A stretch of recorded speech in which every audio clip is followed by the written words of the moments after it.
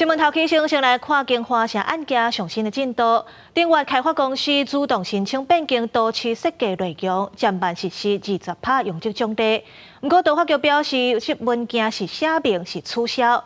这金华城用这率已经为840%降做728%。金华城用这争议案件有新的进度。国民党台北市议员游淑慧也出来讲，顶月公司伫4月初9挂件申请变更设计。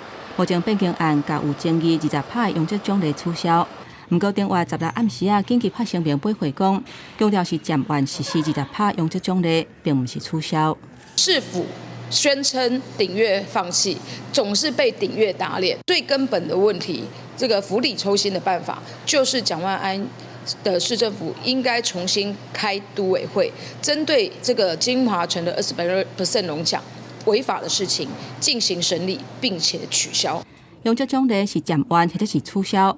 都发局回应讲，按目前顶月挂件变更设计书变更的项目，写总用这率是由840%来调整降低，而且配合用这个调整，减少总楼地板的面积。另外，按报告书法令专章检讨的部分，有写这一届的变更，取消4%润成城市贡献奖励，8%智慧城市贡献奖励，加8%宜居城市贡献奖励。 不过，议员建议讲，市府应该赶紧取消细部计划案的协议书，另外才袂阁有因为用这奖励变盘的可能性。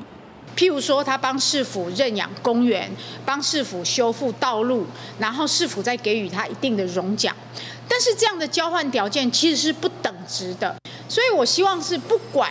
是未来的诉讼结果怎么样？我觉得市府要脱钩，把这种图利式的荣奖给取消掉。